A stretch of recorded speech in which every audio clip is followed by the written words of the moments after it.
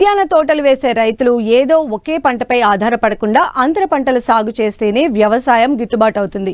ముఖ్యంగా ఉభయ గోదావరి జిల్లాల్లోని కొబ్బరి రైతులు ఇటీవల అంతర పంటలు సాగు చేసి అదనపు ఆదాయం పొందుతున్నారు. ఈ కోవలోని పశ్చిమ గోదావరి జిల్లాకు చెందిన ఓ రైతు కొబ్బరి తోటలో అంతర పంటగా కోకో నాటి ప్రకృతి విధానంలో సాగు చేస్తూ అధిక ఆదాయం పొందుతున్నారు.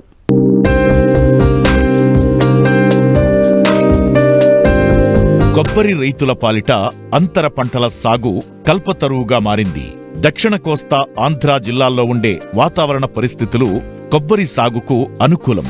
అందువల్లనే ఏపీ కొబ్బరి తోటల విస్తీర్ణంలో 50% పైగా ఉభయ గోదావరి జిల్లాల్లోనే ఉంది. కొబ్బరి తోటల్లో ఉండే పాక్షిక నీడ వల్ల చల్లని వాతావరణం ఏర్పడుతుంది. ఆ వాతావరణం అనేక అంతర పంటల సాగుకు అనువుగా ఉండటంతో చాలా మంది రైతులు అంతర పంటలుగా కోకో, వక్క, సుగంధ ద్రవ్య పంటలను సాగు చేస్తున్నారు. ఈ కోవలోనే పశ్చిమ గోదావరి జిల్లా ఆచంట మండలం వల్లూరు గ్రామానికి చెందిన రైతు బాల రవీంద్ర తన 5 ఎకరాల కొబ్బరి తోటలో 5 ఏళ్ల క్రితం కోకో మొక్కలను అంతర పంటలుగా నాటారు. అయితే గతంలో రసాయన ఎరువులతో సాగు చేసిన ఈయన గత 2-3 ఏళ్లుగా కేవలం గో ఆధారిత వ్యవసాయం చేస్తున్నారు. తద్వారా పెట్టుబడులు తగ్గి నాణ్యమైన అధిక దిగుబడులు పొందుతున్నారు. మార్కెట్లో కూడా కోకోకు మంచి ధర పలుకుతుండటంతో అధిక లాభాలు ఆర్జిస్తున్నారు. ఇదివరకు 20 సంవత్సరాలు కొబ్బరి తోట వేసాం. ఇది తర్వాత ఏమో 5 సంవత్సరాల క్రితమో కోకో వేసాం. ఈటింగ్ రాకపోతే అప్పుడు కోకో మజ్జిగ, పొల మజ్జిగ వేసిన తర్వాత దిగుబడి బాగా వస్తుంది. ఇది ఇప్పుడు అన్ని సంవత్సరం నుంచి బాగా దిగుబడి బాగుంది. ఇప్పుడు ఇది పొల మజ్జిగ వేసిన తర్వాత దిగుబడి చాలా బాగా వచ్చింది. ఇప్పుడు నెక్స్ట్ ఇయర్ కూడా చాలా బాగుంటుంది. లెక్కేసి దాన్నే వాడుతున్నాం ప్రస్తుతానికి. ఇదివరకు దిగుబడి బాగా తక్కువ వచ్చేది. ఎకరానికి క్వింటాలకు మించి వచ్చేది కాదు. ఎన్ని మందులు వేసినా కూడా.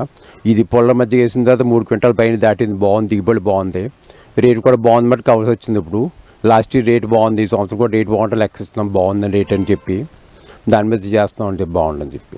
ఎకరానికి లెక్క 20 లీటర్ల లెక్క అండి. అది 200 లీటర్లు మొత్తం కొట్టిది మొత్తం.